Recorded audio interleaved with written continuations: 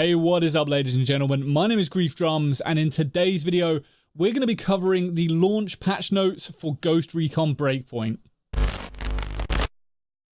So, as you are no doubt aware, Ghost Recon Breakpoint launches this Friday, October 4th, and I am so hyped for it. I cannot wait to get into it. There's a few things I would probably change about the game if I'm completely honest, but for the most part, I've been having a hell of a lot of fun playing it, and I'm looking forward to the release so I can jump straight in and I can start making more and more videos about this because I've had so much fun editing them. However, on the website on September 30th, we got all of this news and information all about the launch patch notes that are going to be coming with the game on release.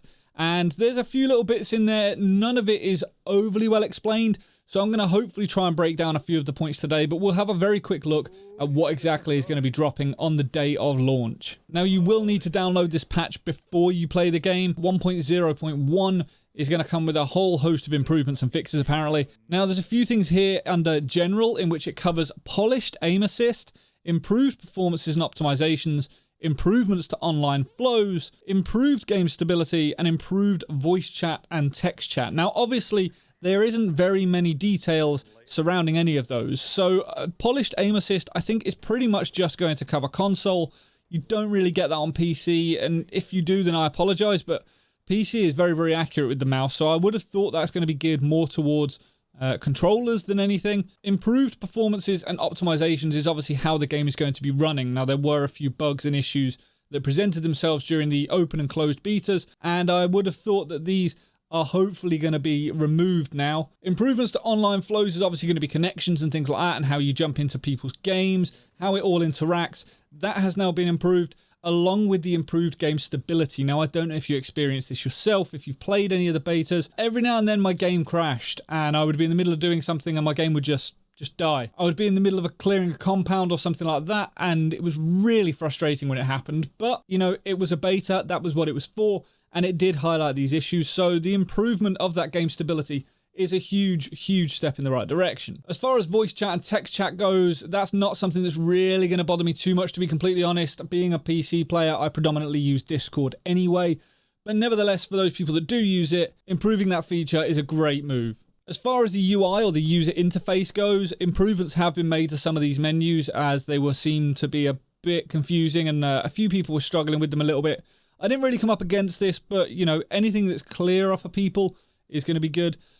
But next comes the big one, audio. Now, the audio in Breakpoint so far has been a little bit on the lackluster side, gun sounds being one of the main things. Now, I don't know if you saw any of my cinematic style videos that I was trying to do, but with a lot of those, the audio was a real issue. And what I was having to do was layer and layer and layer loads of different audio sounds just to give the world some sort of feel to it, you know? It seemed so empty.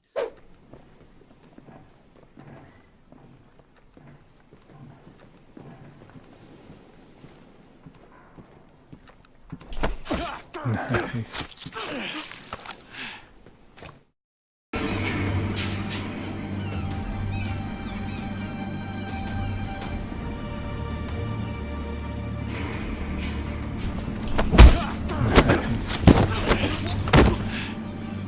Whilst they've not directly fixed that, another feature I was having to do was overlay gun sounds, and you probably wouldn't have even noticed it if you watched the videos, but I took sniper rifle sounds and I overlaid them on top of the game sounds to make the sniper rifle sound beefy and chunky and make it just hit harder.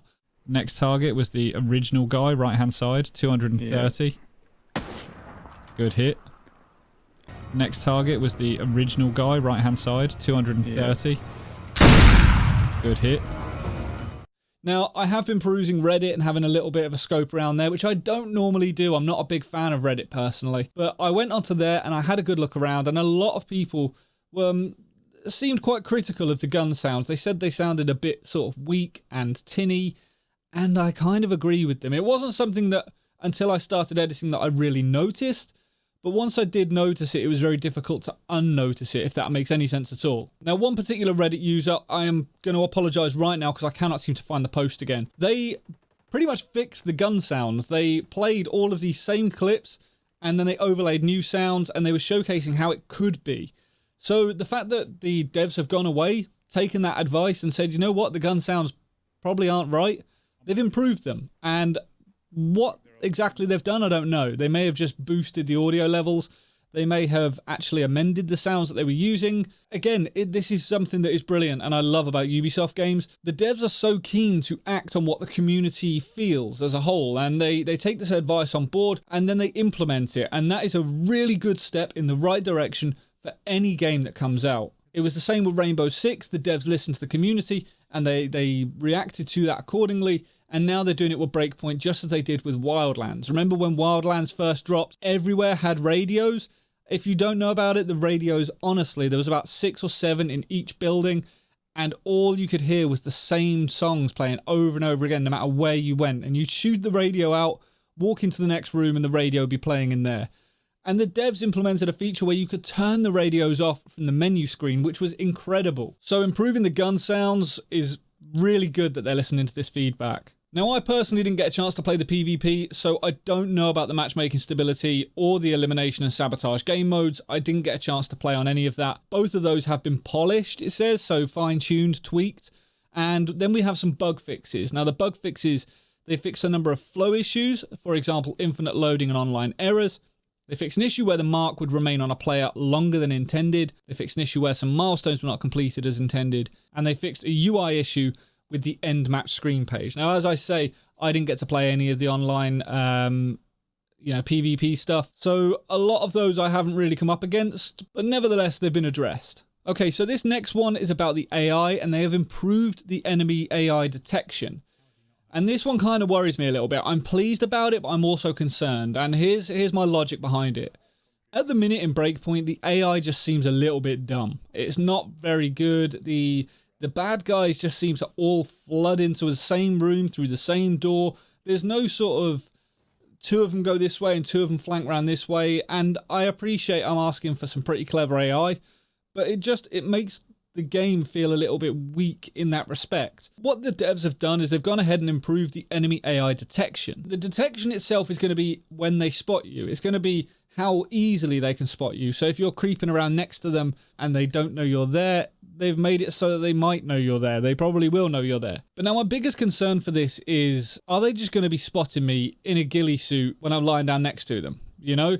I mean, I think camouflage should play a role in this. It never really did with Wildlands, and I'm kind of concerned about it happening to Breakpoint.